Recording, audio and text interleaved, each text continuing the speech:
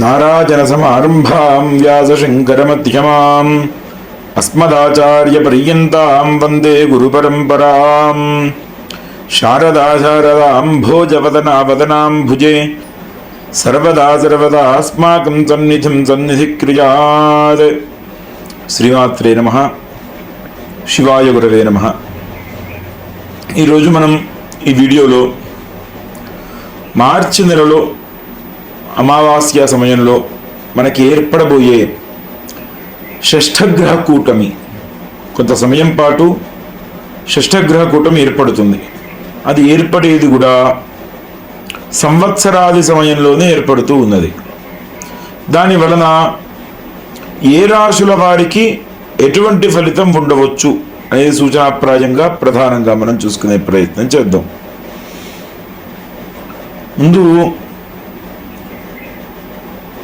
జ్యోతిష్యం లేదా ఇప్పుడు మనం చూస్తున్న ఈ షష్ఠగ్రహ కూటమి ప్రభావం ఏ విధంగా మనం పనిచేస్తుంది అన్నప్పుడు ఇది గోచారము అనే పదం వాడడం జరుగుతుంది. ప్రతి మనిషికి తన జాతక చక్రంలో లగ్నం నుంచి జాతకాన్ని చూస్తారు, అది లగ్న చక్రం.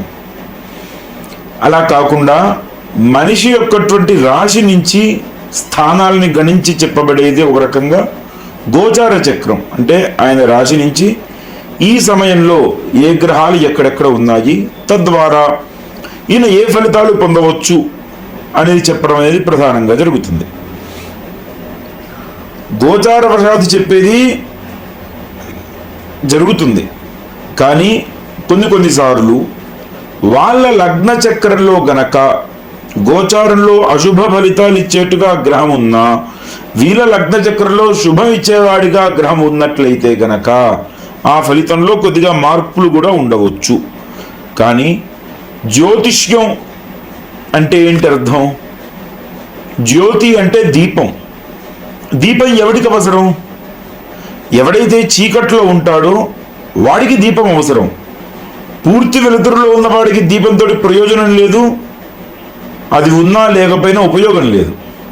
అలా ఎవరైతే ఇబ్బందులు పడుతూ ఉన్నారో లేదా కొన్ని దుష్ఫలితాలను చూస్తూ ఉన్నారు, అగమ్య గోచరమైంది స్థితి, అంటే ఏం చేయాలి, ఎటు వెళ్ళాలి అర్థం కావట్లేదు. ఒక మనిషి చీకట్లో ఉన్నాడు, అంధకారంలో ఉన్నాడంటే ఎటెళ్ళాలి, ఏంటి స్థితి, దారి ఏంటి, ఏమి తెలియని దిక్కుచోతున్న స్థితిలో ఉంటాం కదా.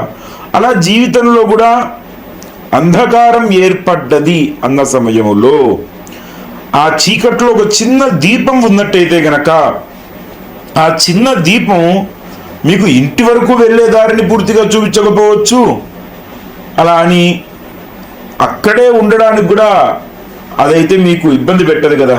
ఒక చిన్న దీపం ఉన్నా ముందుకు సాగడానికి దారిని స్థలాన్ని చూపిస్తుంది. అలా అగమ్య గోచరంగా మన పరిస్థితులు ఏర్పడ్డప్పుడు మనం ముందుకు వెళ్ళడానికి జ్యోతిష్యం అనేది ఏర్పడుతుంది. చీకటిలో ఉన్నవాడి చేతిలో దీపం లాంటిదే మన పరిస్థితులు, ఇబ్బందులు, చీకట్లు కమ్ముకున్నప్పుడు తొలగించడానికి వాడే జ్యోతిష్యం. కాబట్టి ఈ గోచార ఫలితాలు ఏ విధంగా ఉంటాయి ఏంటి అనేది మనం చూసినప్పుడు ముందు అసలు ఈ షష్ఠగ్రహ కూటమి ఎక్కడ జరుగుతుందనేది చూసుకోవాలి. ఈ షష్ఠగ్రహ కూటమి ఏర్పడేది ఆ సమయం మొత్తం కూడా మీనంలో ఏర్పడుతున్నది. అందులో కూడా సూర్యుడు అనేవాడు ఆత్మకారకుడు అని చెప్పబడుతుంది జ్యోతిష్యంలో. అలాగే శాస్త్ర ప్రకారం కూడా నవగ్రహాలకి రాజు వంటి వాడు సూర్యుడు, మొట్టమొదటి గ్రహం. ఆ సూర్యుడితో పాటే చంద్రుడు కూడా అదే సమయంలో కలుస్తున్నాడు, అదే స్థానంలో. చంద్రుడు మనఃకారకుడు. అలాగే బుధుడు మనిషి యొక్కటువంటి బుద్ధిని, ఆలోచన శైలిని, వ్యాపారాన్ని ఇత్యాదుల్ని సూచించేవాడైన బుధుడు. శుక్రుడు భోగకారకుడు. మగవాడికైతే వివాహానికి కూడా కొన్ని సమయాల్లో వివాహకారకుడుగా కూడా శుక్రుడు పనిచేస్తూ ఉంటాడు. అటువంటి శుక్రుడు. అలాగే మనందరికీ ఎక్కువ నోట్లో నానే గ్రహం ఏదిరా అంటే శని. ఏ కష్టం వచ్చినా, ఏ ఇబ్బందులు ఉన్నాయన్నా ఎవరి మీద తొయ్యాలరా అంటే శని మీదే తోసేయాలి. మనం మానసికంగా స్థిరపరుచుకొని ఉన్నాం ఆ గ్రహం అట్లాంటిది కాకపోయినా. ఎలారా అంటే ఒకడెవడన్నా వచ్చి వాడు మనల్ని ఇబ్బంది పెట్టాడంటే వీడు శనిలా దాపరించాడరా అంటాం. శని నిజంగా మనల్ని ఇబ్బంది పెట్టేవాడా అంటే శని పని ఏంటి? మనం చేసుకున్న దుష్కర్మల యొక్కటువంటి ఫలితాన్ని మనకు అందచేయడమే శనేశ్వరుడి పని. జాతకంలో ఏ గ్రహాలైనా కానీ సరే మనకి దుష్ఫలితాలు ఇస్తున్నాయంటే ఈ శనేశ్వరుడు రాబట్టే నా స్థితి ఇట్లా ఉంది, అదే శని లేకపోతే కనుక నేను ఇంకో స్థాయిలో ఉండేవాడిని. ఈ మాటలు నిజానికి కొంచెం హాస్యాస్పదంగా ఉంటాయి. కారణం ఏంటంటే శని ఆ స్థానంలో మన జాతకంలో వచ్చి ఉన్నాడు అంటే నువ్వు ఇంతకు ముందే పూర్వజన్మలో అవ్వచ్చు, ఈ జన్మలో ముందులో అవ్వచ్చు, మోస్ట్లీ పూర్వజన్మలలోనే నీవు ఆ శని అక్కడ రావడానికి కావాల్సిన పనేదో చేసి వచ్చావు కాబట్టి ఇప్పుడు ఆయన అక్కడికి వచ్చి ఉన్నాడు. నీకు కడుపులో గ్యాస్ వచ్చింది అంటే ముందు రోజు ఏదో శనగపిండో పనికిరాని ద్రవ్యం తిన్నావు కాబట్టి ఈరోజు గ్యాస్ వచ్చింది, కడుపు నొప్పి వచ్చింది, అజీర్తి వచ్చింది. అలా నీకు మింగుడు పడని పనులేదో ముందు జన్మలో చేసి ఉన్నావు. ఇప్పుడు ఆ కర్మ ఆచరించాలి కాబట్టి ఆయా గ్రహాలు ఆ స్థానాల్లోకి వచ్చి ఉంటాయి. ముందు ఇది గుర్తుంచుకోవాలి. నా జీవితకాలంలో నవగ్రహాలు నా జాతకం అయ్యగారు చెప్పారు, ఈ దోషాలు ఉన్నాయి అన్నారు. నేను పుట్టిన సమయం అట్లాంటిదా? ఆ సమయంలో పుట్టడం నా తప్ప? నేనేం పాపం చేశాను? చేసావు, నువ్వు కర్మని ఆ చేసి ఉన్నావు. సనాతన ధర్మంలో ప్రధానంగా గుర్తుంచుకోవాల్సిందే పునర్జన్మ సిద్ధాంతం. మనం జ్యోతిష్యం చెబుతున్నాము అంటే వేదాంగాల్లో జ్యోతిష్యం అనేది నేత్రముల వంటిది అని చెప్పారు. అంటే మనిషి యొక్కటువంటి పూర్వ జన్మల ఫలితాన్ని బట్టి ఈ జన్మలో వాడు అనుభవించాల్సిన కర్మలని సూచించేది జ్యోతిష్యం. సరే, కొంతమంది చెప్పేదాని ప్రకారం, శాస్త్రం ప్రకారం కూడా వాడు అనుష్ఠానపరుడు, భక్తుడు లేదా ఉపాసకుడు అయి ఉంటే, వీడు ఈ జన్మలో కనుక సత్కర్మలు ఏదన్నా ఆచరించి ఉంటే వాడికి వచ్చే గండ దోషాల నుంచి కూడా తప్పించుకునే అవకాశం ఉన్నది. కాబట్టే ఏదైనా దోషం ఉన్నది అయినప్పుడు దానికి శాంతి ఏంటి, ప్రాయశ్చిత్తం ఏంటి, ఇంకోటి ఏంటి అనే మాట మనం అంటున్నామంటే మనం దుష్కర్మ చేయడం వచ్చిన ఫలితాన్ని ఈ సత్కర్మల ద్వారా తీసేయొచ్చు కూడా. అది కూడా గుర్తుంచుకోవాలి. ఎందుకంటే చెప్పాక ఇందాక అనుకుంటుంటే గ్యాస్ వచ్చిందంటే దానికి మాత్ర కూడా ఉంటుంది మిగతా అది పోవడానికి. ఇట్లాంటిదే ఇది కూడా. సో ఎందుకు మాట్లాడుకుంటున్నామంటే ఆ శనేశ్వరుడి మీద వేసే అభాండాలు. భక్త ప్రియ శనేశ్వరుడు అష్టోత్తరంలో వస్తుంది. ఆయన భక్తుల యొక్కటువంటి ప్రియుడంట. ఎవరికన్నా వాళ్ళ శని మహర్దశ వచ్చింది, కొద్ది సంవత్సరాల పాటు ఇబ్బంది పడాలి, ఇప్పుడిప్పుడే నేను ఉద్యోగం చేయడం మొదలుపెట్టాను, లేదంటే ఇప్పుడిప్పుడే పనులు చేయడం మొదలుపెట్టాను, నా పరిస్థితి ఏంటి అన్నప్పుడు ఒక విషయం గుర్తుంచుకోండి. నా ఇష్టదేవ శనేశ్వరుడు అండి. ఎంత మంచోడు, నేను చేసిన కర్మల గురించి నాకు అనుభవింపజేయడానికి వచ్చాడు. ఉన్నంతకాలం ఇబ్బందులు పెట్టి జీవితంలో ఎట్లా బతకాలో నేర్పించి వెళ్ళే ముందు మంచి చేసి వెళ్తాడు కూడా శని. కాబట్టి నాకు కూడా చేసి వెళ్ళడానికి మా యొక్కటువంటి తండ్రి లాగానో గురువు లాగానో వచ్చాడు నా జీవితంలో మనసులో గుర్తుంచుకొని శనివారం ఆయన దగ్గరికి వెళ్ళి ఒక 4 నువ్వుల గింజలు, ఒక చిన్న బెల్లం ముక్క పెట్టి, కుదిరితే ఒక ప్రదక్షిణాలు చేశానుకో, దండం పెట్టుకొని రండి అనుకో, భక్తుడిలాగా ఇబ్బంది పెట్టాడు. ఇబ్బందులు వచ్చినా ఎట్లా తట్టుకోవాలి, తట్టుకొని ఎలా బయటికి రావాలి అనే యొక్కటువంటి ప్రభావాన్ని కూడా ఆ శనేశ్వరుడే చూపిస్తాడు అనేది గుర్తుంచుకోవాలి. అంత విశేషమైన గ్రహం శనేశ్వరుడు. నవగ్రహాల్లో బలమైన గ్రహం కూడా శనేశ్వరుడు అని చెప్పొచ్చు రకంగా, కానీ భయపెట్టే గ్రహం కూడా ఆయనే. ఆ శనేశ్వరుడు కూడా ఇక్కడ కలిసి ఉన్నాడు. వీటితో పాటు శాస్త్రంలో శనివత్ రాహు అనే మాట వాడతారు. శనితో సమానమైన వాడు, కానీ ఛాయాగ్రహం ఏదిరా అంటే రాహుగ్రహము. రాహు ఎలాంటి వాడు? మీరు నవగ్రహాల్లో గనక రాహుని చూసినట్టయితే ఆయనకి ఈ శిరస్సు ఉండదు, సర్పం యొక్కటువంటి శిరస్సు కనిపిస్తూ ఉంటుంది. కారణం ఏందయ్యా అంటే సాగర మథనం అనేది జరిగినప్పుడు సరే కొన్ని కారణాల వలన అమృతం పుట్టించడానికి దేవతలు ఒక్కల వల్ల కాదు కాబట్టి ఈ దేవతలు రాక్షసులు ఇద్దరిని కలిసి సాగర మథనం చేయమని చెప్పారు. రాక్షసులు ఒప్పుకోరు. మాకేం పని, ఇన్ని రోజులు లేదు కర్మ, ఇన్ని రోజులు యుద్ధం చేసాం, ఇప్పుడు మీరు నేను ఒకటే అయ్యాం, ఇప్పుడు కొట్టుకుంటాం, యుద్ధం దరిద్రం వదులుతుంది చూద్దాం అంటారు. కానీ ఈశ్వరుడి యొక్కటువంటి ఆజ్ఞానుసారము ఆ పెద్ద మనిషి ఆ శివుడు చెప్పారు కాబట్టి మేము చేస్తామని ఒప్పుకొని సాగర మథనానికి వచ్చారు. ఈ దేవతలు రాక్షసులు ఇద్దరు కూడా సాగర మథనం చేశారు. సరే, హాలాహల ఉద్భవము జరిగింది. మనకి తొందరలో శివరాత్రి కూడా వస్తుంది. అంత విశేషమైన కథ ఇది. సరే, హాలాహలం వచ్చింది, ఈశ్వరుడు మింగాడు, ఆఖరికి అమృతం వచ్చింది. ఇప్పుడు వచ్చిన బాధ ఏంటంటే పని ఇద్దరూ చేశారు, కానీ ఫలితం మాత్రం ఒకరికే రావాలి. ఒక రకంగా చెప్పాలంటే అంటే దేవతలకి ఈ ఫలితం వచ్చేట్టుగా చెయ్యాలి. ఈ బాధ్యత ఎవరు చేయాలి? నేను నీకు ఇయ్యను పో అంటే ముందు రాక్షసులు ఇప్పుడే యుద్ధానికి వస్తారు. అమృతం లేదు, దేవతలకు అమరత్వము లేదు. కాబట్టి ఆ నారాయణుడినే వేరుకున్నాడు. ఇక్కడ ఇందులో గుర్తుంచుకోవాల్సింది ఏంటంటే, నేను నా జీవిత కాలం మొత్తము పాతక కర్మలు చేసి ఒకరోజు నేనేదో దానం చేశానండి, ఈ రోజుతో నాకు పాతకాలన్నీ పోయినాయండి అంటే అది జరగదు. ఏ క్షణమైతే మనకి బుద్ధి విచక్షణ మంచి చెడు తెలిసిందో అప్పటి నుంచి మనం పాతక కర్మలు చేయడం ఆపి తీరాలి. ఒక రకంగా చెప్పాలంటే దేవతలు అంటే దివ్య గుణములు కలిగిన వారు, ఒకరికి మంచి చేయాలనే గుణాలు కలిగేవారు. ఏ దేవతనైనా తీసుకోండి, మనుషులకి వాళ్ళకు కావాల్సిన పనులు చేయడానికి ఆధిపత్యం దేవతలు వహిస్తూ ఉంటారు. ఇంద్రుడు మనిషి యొక్కటువంటి ఇంద్రియాలకి ఆధిపత్యం వహిస్తాడు. వరుణుడు జలానికి వానలకి ఇత్యాదులందరికీ ఆధిపత్యం వహిస్తున్నాడు. అగ్ని జ్వాలలకి, అగ్నికి, మంటలకి, మన ఇంట్లో వంట చేసుకోవడం కూడా అని ఉపయోగపడుతూ ఉన్నాడు. ఇటువంటి మంచి సహాయం చేసే గుణం దైవత్వం అయితే, ఒక మనిషికి చెడు చేసే గుణమే రాక్షసత్వము. అలా దేవతలు రాక్షసులు ఇద్దరూ పని చేసినా సత్ఫలితాన్ని అమరత్వాన్ని ఎవరికిస్తారు? ఎవరికిస్తారయ్యా అంటే ఈశ్వరుడు. నువ్వు ఆ పని చేసిన ఫలితాన్ని మాత్రం దైవత్వం కలిగిన వాడికే ఇస్తారు. మనుషుల్లో కూడా ఎప్పుడైతే నువ్వు సత్కర్మలు, పుణ్యం పరహితం చైవ పాపంచ పరపీడనం, నువ్వు ఒకడికి మంచి చేయడం పుణ్యమైతే అవతల వాడిని ఇబ్బంది పెట్టడమే పాపము అని చెప్పారు కదా శాస్త్రంలో. అట్లా ఈ విష్ణుమూర్తి మోహిని రూపాన్ని దాల్చగా వీళ్ళకి మధ్యలో ఈ సాగరవంతం ఏదో చేశారు కానీ ముందు నుంచి ఉన్న ప్రవృత్తి రాక్షస ప్రవృత్తే కదా. రాక్షస ప్రవృత్తి అంటే ఏంటి? తినడానికి నోట్లోకి రుచికరంగా ఏదైనా ఆహారం దొరుకుతుందంటే అదేమవ్వాలి? ఆరోగ్యానికి మంచిదా చెడ్డదా చెడుదా అనవసరం, ముందు లోపలికి వెళ్ళాలి, తర్వాత అది చేసే పని అది చేయాలి, మనం మళ్ళీ మందులు మింగుతూ కూర్చోవాలి. అదొక రాక్షస ప్రవృత్తి కదా.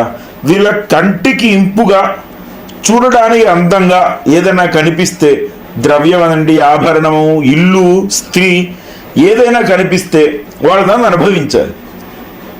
లేదా దాని ఎందే తన్మయత్వం చెప్పి బుద్ధి మొత్తం అక్కడ ఉండిపోవాలి.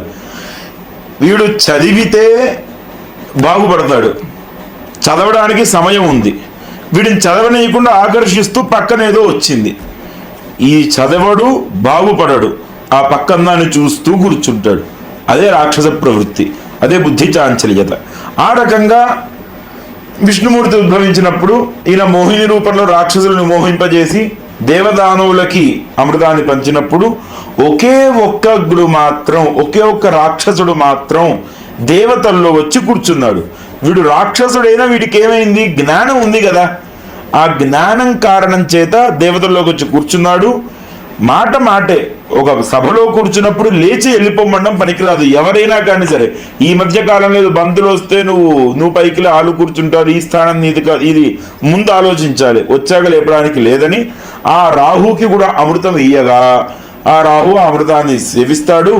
తర్వాత విష్ణుమూర్తి ఆ రాక్షసుల యొక్క శిరస్సుని, రాహుని శిరస్సు ఖండించిన అమృతం తాగడం వలన అతనికి అమరత్వం వచ్చిన కారణం చేత బ్రహ్మ ఒక సర్పం యొక్కటువంటి శరీరాన్ని, శిరస్సుని వేరు చేసి ఈయనకు అంటించి 2 గ్రహాల కింద మారాయి రాహు కేతువులు. ఈ ఉపగ్రహాల కింద నవగ్రహ స్థానాన్ని ఇచ్చాడు. అంటే జ్ఞానం కలిగిన రాక్షస గ్రహము రాహువు, కానీ రాక్షసుడే, అది గుర్తుంచుకోవాలి.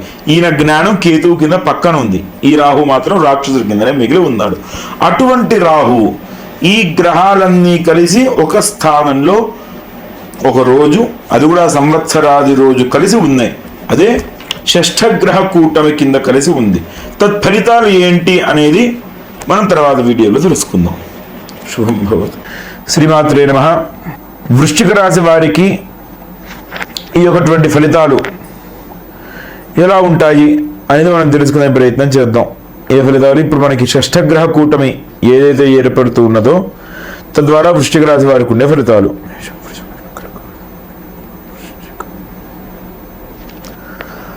వృశ్చికం వారికి పంచమ స్థానంలో ఈ గ్రహాల యొక్కటువంటి కూడిగా ఏర్పడుతూ ఉన్నది. పంచమ స్థానం దేనిని సూచిస్తుందిరా అంటే, ఒకటి సంతానము, 2 ప్రేమ. అలాగే ఈ యొక్కటువంటి వృశ్చిక రాశి వారికి అనురాధ నక్షత్రం ఉన్నవాళ్ళు, జ్యేష్ఠ నక్షత్రం వాళ్ళు కూడా కొంతవరకు ప్రభావం. అనురాధ నక్షత్రాన్ని మిత్ర నక్షత్రం అని పిలుస్తూ ఉంటారు. మిత్ర నక్షత్రం అంటే దీనికి స్వతహాగా శత్రుత్వం ఉండదు. ఎవరితోటైనా కానీ మిత్రత్వం ఉండే అవకాశాలు ఎక్కువగా ఉంటాయి అనే మాట మనం వాడుకోవచ్చు. కానీ ఇంకో అర్థం ఏంటంటే అనురాధ నక్షత్రం నక్షత్రాధిపతి వేదోక్తంగా చూసుకున్నప్పుడు సూర్యుడు అయి ఉంటాడు అనే విషయాన్ని కూడా ప్రధానంగా గుర్తుంచుకోవాలి వేదోక్తంగా. సరే, ఇక్కడ రాశిపరంగా చూసుకుంటున్నాం కాబట్టి పంచమ స్థానంలో ఈ గ్రహాలన్నిటి యొక్క కలయిక ఉండడం వలన ఒకటి చదువుకునే విద్యార్థులు ఎవరైతే ఉంటారో ఆ పరీక్షా సమయాల్లో కొంతవరకు జాగ్రత్త తీసుకోవడం అవసరం. ఎందుకంటే పరీక్షలకి సంబంధించిన స్థానం కూడా పంచమమే అవుతూ ఉంటుంది కొన్నిసార్లు. అంతేగాక శత్రువు ఈ శని రాహువు కూడా అక్కడే ఉన్నాడు కాబట్టి ఈ వృశ్చిక రాశి వారు చదువుకునేవారు కుదిరినంత వరకు బుద్ధిని స్థిరంగా వారు చదివే దాని మీద ఉంచాలి. ఎందుకంటే చదివింది తొందరగా గుర్తుండకపోవడం, ఆ సమయానికి గుర్తు రాకపోవడం, అసలు చదువు మీద కూర్చోవాలని ఇంట్రెస్టే రాకుండా ఉండడం జరుగుతూ ఉంటుంది విద్యార్థులకి. గుర్తుంచుకోండి, విద్యార్థులంటే చిన్న పిల్లలు అనే కాదు, ఏ విషయమైనా నేర్చుకునే వారందరూ కూడా విద్యార్థుల కిందనే మనం చెప్పాలి. అలా ఏ రకమైన విద్య అయినా కానీ అభ్యసించేవారు లేదా వీళ్ళ ఉద్యోగాల్లో ఇప్పుడు పరిస్థితులు ఎలా ఉంటుందిరా అంటే పోటీ స్థితులు ఉంటాయి. ఇప్పుడు నేను ఇంత పర్ఫార్మెన్స్ ఇస్తేనే తర్వాత స్థాయికి నేను వెళ్తాను, లేదంటే ఇక్కడే ఉంటా, అది కూడా లేదంటే కిందకి దింపుతారు లేదా తీసేస్తారు. ఇవి కూడా పరీక్షలే. పరీక్షలు అంటే ఎగ్జామ్స్ మాత్రం అనే మాట తీసుకుంటే పిచ్చితనం అవుతుంది. ఇవి కూడా పరీక్షలే అవుతాయి. ఇటువంటి పరీక్షలు వాళ్ళు చేస్తే ఉద్యోగంలో అయినా కానీ సరే ఏదైనా పరీక్షలు ఉన్నాయి అంటే ఇంకొంచెం ఉత్తమ శ్రేణికి ప్రయత్నం చేయాలి, సరైన పర్ఫార్మెన్స్ వీళ్ళు ఇవ్వాలి అన్న సమయంలో పోటీ రంగాలు అనొచ్చు. ఇటువంటి విషయాల్లో ఉన్న వాళ్ళు కూడా జాగ్రత్త పడడం అవసరం. ఎందుకంటే అది వాళ్ళకు కూడా ప్రభావం అనేది చూపిస్తూ ఉన్నది. అలాగే ప్రేమ విషయాల్లో ఉన్నవాళ్ళు కుదిరినంత జాగ్రత్తగా ఉండడం చెప్పదగ్గ సూచన. అంతేగాక ఈ విషయం అనేది ఎవరైనా వాళ్ళ వ్యక్తిగతమైన జాతక చక్రాన్ని చూడడం ద్వారానే ఈ ప్రేమ విషయాలు ఇత్యాదుల గురించి ఎక్కువ గట్టిగా డిస్కస్ చేయడం చెప్పొచ్చు. ఒక శత్రువులు అనేవారు ఉంటే ఎవడైనా చెడే చేస్తాడు కాబట్టి ఏ రకమైన శత్రువు అయినా వాడితో దూరంగా ఉండే మాట చెప్పొచ్చు. సరే, లేదు ఆరోగ్యపరంగా ఉందామంటే కుదిరినంత జాగ్రత్తలు తీసుకోమనే అవకాశం కూడా మనం చెప్పొచ్చు. ఈ పంచమ స్థానం ప్రేమ వ్యవహారాలు అనేవి ఒక రకంగా సెన్సిటివ్ టాపిక్ అనే మాట మాట్లాడొచ్చేమో. అవతల వాళ్ళకి ఉన్నవాళ్ళు వాళ్ళు ప్రేమించే వ్యక్తులు అంటే ఒకవేళ దాంపత్యపరంగా చూసుకున్నప్పుడు ఆ వ్యక్తులు మంచివారా చెడువారా లేదా ఇది కొనసాగుతుందా అక్కడ కాగుతుందా అనే విషయం అనేది మాత్రం వాళ్ళ వ్యక్తిగత జాతకాన్ని పరిశీలిస్తేనే మాట చెప్పగలం. విడిగా దాన్ని ఏమంటాం సోషలైజ్ చేసో లేదంటే రెగ్యులరైజ్ చేసి మాటని వాడటం కష్టం. కానీ కుదిరినంత వరకు గొడవలయ్యే అవకాశాలు, కొట్టుకునే మానసికమైన తాపాలు పొందే అవకాశాలు ఎక్కువ ఉంటాయి కాబట్టి కుదిరినంత వరకు కొంచెం జాగ్రత్తగా ఆ సమయంలో వ్యవహరించడం, ఆచితూచి అడుగులేయడం ముఖ్యం. ఎందుకంటే ఈ రోజుల్లో అసలైన ప్రేమ అనే మాట ఎవరికి అనుభవించడం కుదరదు. ఒక మనిషి మీద వాళ్ళ వ్యక్తిగతంగా మనకి ఏదన్నా నచ్చితే అది ఇష్టం అనే పదం వాడొచ్చు. ఆ ఇష్టమైంది కనుక ఇంకొంచెం స్థాయి పెరిగితే ప్రేమ అనే పదం వాడుతున్నారు. ఆ ప్రేమ ఇంకొంచెం పెరిగితే భక్తి అవుతుందట. మితిమీరిన ప్రేమ భక్తి. సరే, ఇప్పుడు ప్రేమ యొక్కటువంటి పరిస్థితి ఎలా ఉందిరా అంటే అది ఇప్పుడు మనం విడిగా ఉన్న వాళ్ళదైనా లేదా భార్యాభర్తల మధ్యనే ఎక్కువ శాతం జరుగుతున్న పరిస్థితి ఏందిరా అంటే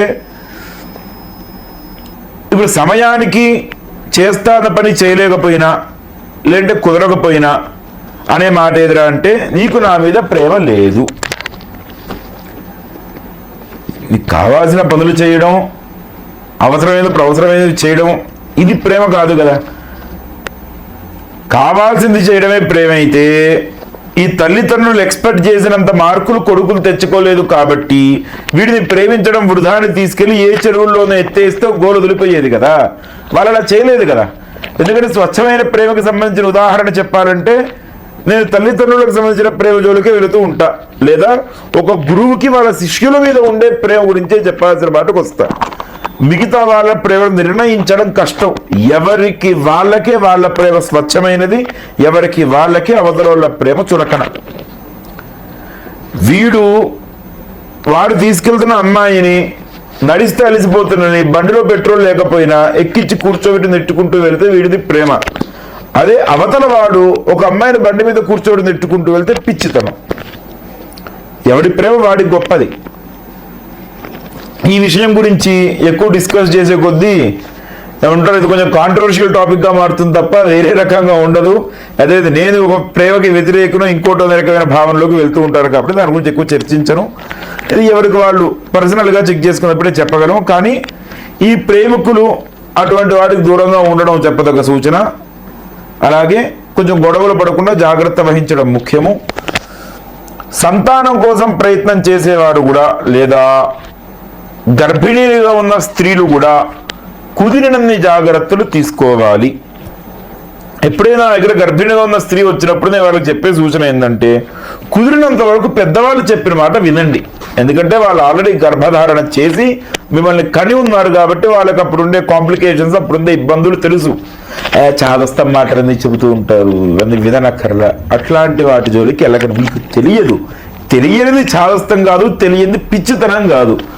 ఒక 50 ఏళ్ల క్రితం కాదు, ఒక 100 ఏళ్ల క్రితం వెళ్ళి అరే నేను ఇక్కడ నుంచోని ఇక్కడి నుంచి 1000 కిలోమీటర్ల అవతల ఉన్నోడితోటి ఒక్క నిమిషంలో మాట్లాడగలను, వాడు ఏం చేస్తున్నాడు ఇక్కడి నుంచి చూసి చెప్పగలను అని అన్నాడు అనుకో, ఏమంటారు, పిచ్చా ఎర్ర ఎట్లా అవుతుంది రాదనేవాడు ఒక 100 ఏళ్ల క్రితం అయితే. ఇప్పుడు ఒక్క క్షణం వీడియో కాల్ చేస్తే వాడు అక్కడ ఏం చేస్తున్నాడో మొత్తం కనిపిస్తుంది. అప్పుడు తెలియదు, ఇప్పుడు తెలిసింది. అదేవిధంగా మీకు ఇప్పుడు తెలియదు, వాళ్ళకి తెలుసు, అనుభవించి వచ్చారు. కాబట్టి ఆ గర్భిణీ స్త్రీలు పెద్దవాళ్ళు చెప్పిన మాటని కుదిరినంత జాగ్రత్తలు తీసుకోవడం, వైద్యుల్ని సంప్రదించి కొద్ది జాగ్రత్తలు ఆచరించడం ముఖ్యం. ఎందుకంటే పంచమ స్థానంలో ఉంది కాబట్టి సంతాన స్థానమై ఉంటుంది కాబట్టి. అలాగే వీళ్ళు చేసుకోదగ్గ ప్రాయశ్చిత్తాలు ఏముంటాయిరా అన్నప్పుడు, ఇప్పుడు ఎవరికైనా కానీ సరే ఉన్నవక్కడ ఆ పంచగ్రహాలే, ఆ షడ్గ్రహాలు 6 గ్రహాలు వాటి కలయిక. వాటిలో ప్రధానమైనది సూర్యుడు, శని, రాహువు. వీరు ముగ్గురిని గట్టిగా పట్టుకోవాలి. కాబట్టి ఆరోగ్యపరంగా ఇబ్బందులు పడుతూ ఉన్న వారైతే సూర్యుడు యొక్కటువంటి ఆదిత్య హృదయం పారాయణ చేయడం, శత్రువుల పరంగా ఉన్నవారు లేదా గర్భిణీలతో ఉన్న స్త్రీలు కూడా కుదిరినంత వరకు ఆదిత్య హృదయం పారాయణ, అమ్మవారికి కుంకుమార్చన చేసుకోవడం అనేది చెప్పదగ్గ సూచన కింద చెప్పవచ్చు. శుభం భవతు.